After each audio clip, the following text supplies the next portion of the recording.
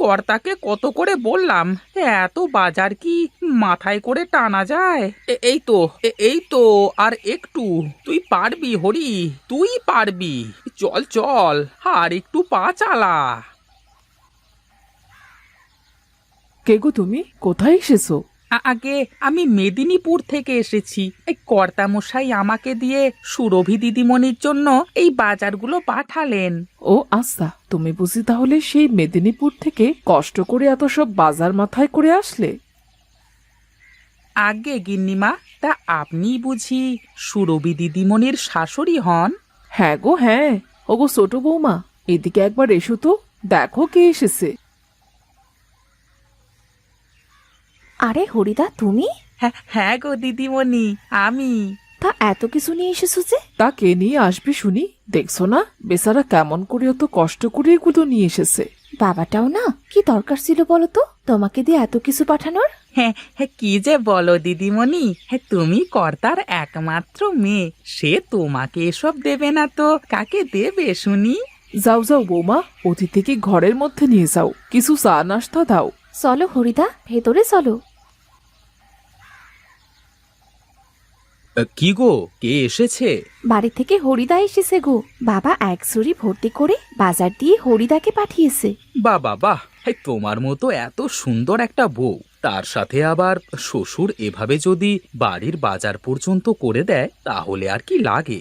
ধুর, কি যে বলো, আমার বাবার যা কিছু আছে তার সবই তো আমাদের।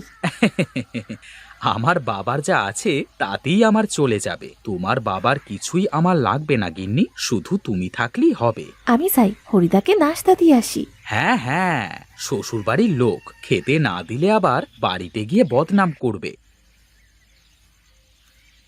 ও, এত খাবার, এত খাবার কি কেউ একবারে খেয়ে শেষ করতে পারে? তুমি আস্তে আস্তে খাও বাবা, অতিথি নারায়ণ। অতিথি সেবা করতে না পারলে যে এ বাড়ির মান সম্মান থাকবে না। হ্যাঁ, তোমার কপাল খুব ভালো গো দিদিমণি, এরকম একটা ভালো শাশুড়ি পেয়েছো। আমি তো দিদিমণির বাড়ির কাজের লোক, আমাকে আমাকে আপনি যে সম্মান দিলেন। ও কথা বলো না, অতিথি তো অতিথিই হয়। মা, একে একে তো চিনলাম না। ছোট বৌমার বাড়ির লোক, এই সকাল সকাল বেয়াই পাঠিয়েছে। তা খালি হাতে এসেছে নাকি নাকি সাথে করে কিছু নিয়ে এসেছে শুনি? ছোট বৌমার বাপের বাড়ি থেকে এসেছে, খালি হাতে আসে কি করে? সাথে ঝুড়ি ভর্তি করে বাজার করে নিয়ে এসেছে। ও আচ্ছা, আমি গেলাম মা, রান্নাঘরে কত কাজ বাকি। তুমি রান্নাঘরে যাও দিদি, আমি এক্ষুনি আসছি। আমি তাহলে এখন চলি দিদিমণি। বললাম থেকে যেতে, তা তো তুমি থাকবে না। সাবধানে যেও, আর বাবার শরীরের খেয়াল রাখতে বলবে কিন্তু। আচ্ছা দিদিমণি, আমি এখন চলি।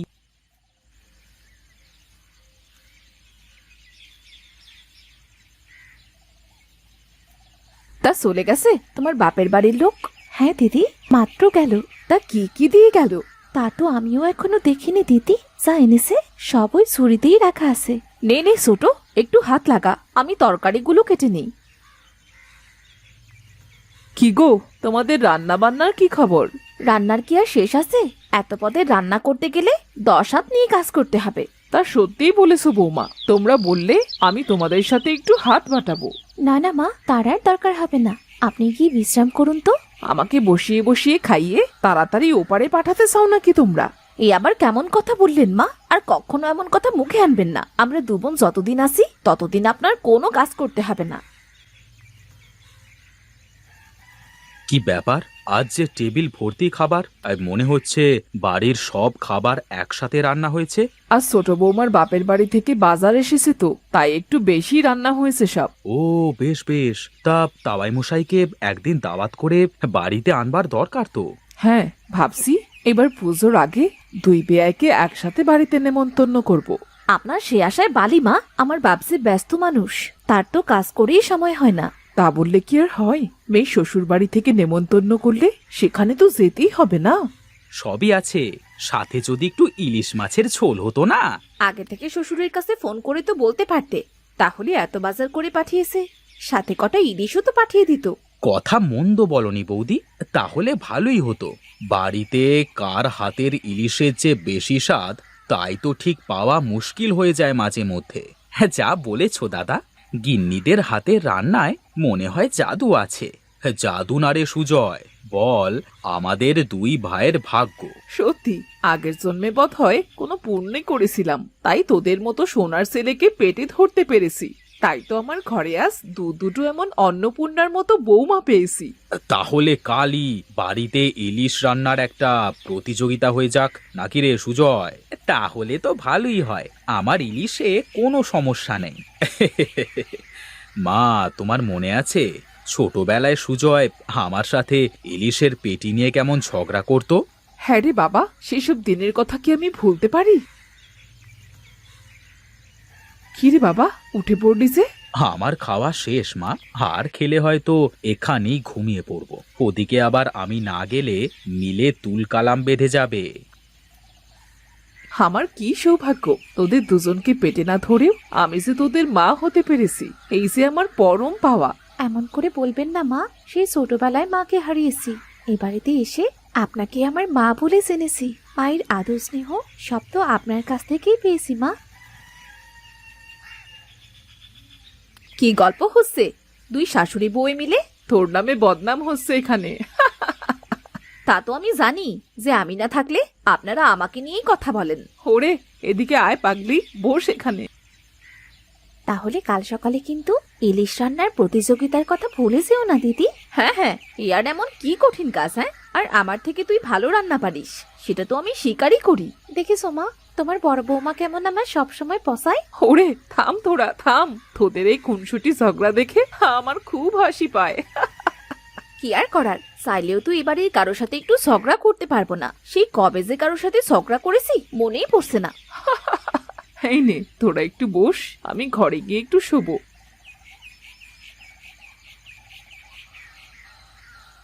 তোমার মাথায় কি তেল দিবে দিদি? না, এখন তেল নিলে আবার চুলে আঠা হয়ে যাবে। স্নানে গিয়েও তো সময় অপচয় করার মতো এত সময় আমার নেই। তাহলে এখন আমি নিচে যাই।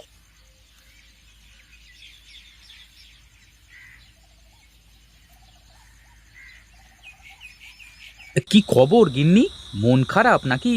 না, ঠিক তা নয়, বাবাকে দেখতে বড্ড ইচ্ছে করছে তাই।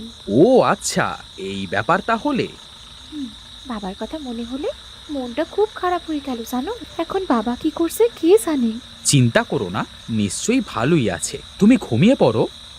ওহ, তোমার ঘরের মধ্যে হিসাব নিকাশ নিয়ে পড়ে থাকতে দেখলে আমার একদম ভাল লাগে না। কি করব গিন্নি, একলা হাতে এত বড় ব্যবসা সামলানো কি চারটিখানি কথা? তুমি সুজয়কে বলতে পারো না নিজের ব্যবসায় হাত বাটাতে? শুধু শুধু অন্যের অফিসে গিয়ে চাকরি করার কি দরকার? ও ছেলে মানুষ, যা করে করুক, যখন দায়িত্ব কাঁধে এসে পড়বে তখন ঠিক সবকিছু বুঝে নেবে। তুমি এখন হিসেবের খাতাটা রাখো দেখি, কোথায় একটু বসবে আমার সাথে গল্প গুজব করবে।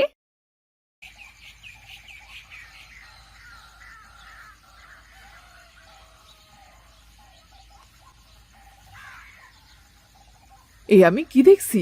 স্বপ্ন দেখছি না তো? না না বেয়ান, স্বপ্ন না, সত্যি দেখছেন। ও ছোট বৌমা, এদিকে এসো তাড়াতাড়ি, দেখো দেখো কে এসেছে আমাদের বাড়িতে। এই পাগলি মেয়ে, এইভাবে কেউ কাঁদে? ওরে ধর ধর, মাছগুলো নে, আমার যে হাতে ব্যথা হয়ে গেল। যাও বৌমা, বেয়াইকে ভেতরে নিয়ে যাও। পাগলি মেয়ে কোথাকার, কি হয়েছে বল, এইভাবে কাঁদছিস কেন? এমনিতেই বাবা, কিছু হয়নি। কাল রাতে তোমাকে দেখতে খুব ইচ্ছে হচ্ছিল। হ্যাঁ, এই জন্যই তো আমি সকাল সকাল চলে আসলাম। আর শুনলাম যে বাড়িতে নাকি আজ ইলিশ রান্নার প্রতিযোগিতা হবে আমার দুই মেয়ের মধ্যে, তাই ইলিশ মাছ সাথে নিয়ে চলে এসেছি। তোমাকে নিশ্চয়ই সুজয় বলেছে তাই না? হ্যাঁ হ্যাঁ, তা জামাই বাবাজিকে দেখছি না যে? আজ অফিস বন্ধ, পড়ে পড়ে ঘুমাচ্ছে। এই নিন বেয়াই মশাই, নিজের হাতে চা করে আনলাম। আপনি আবার কষ্ট করে চা করতে গেলেন কেন? কি আর করব বলুন, দুই মেয়ে তো আমায় বাড়ির কোনো কাজই করতে দেয় না। তা বৌমা, তুমি দাঁড়িয়ে থাকলে কেন? তোমরা রান্নাঘরে গিয়ে রান্না শুরু করো, সবাই একসাথে বসে খেতে হবে তো নাকি?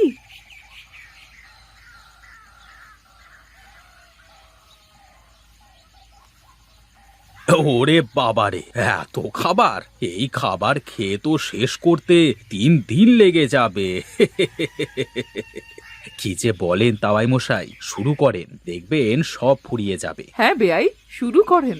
তাহলে আজকে ইলিশ দিয়েই শুরু হোক। তা কে কোনটা রেঁধেছো বলো দেখি। আজ কিন্তু তাহলে প্রমাণ হয়ে যাবে এ বাড়িতে কার ইলিশ রান্না সব থেকে ভালো। আরে তোমার হাতে রান্নার কাছে ছোট গিন্নির রান্না কিছুই না বৌদি। তুই চুপ কর, চুপ কর। আমার দুই বৌমা কেউ কারো থেকে কম যায় না। ঠিক বলেছেন বেয়ান সাহেবা।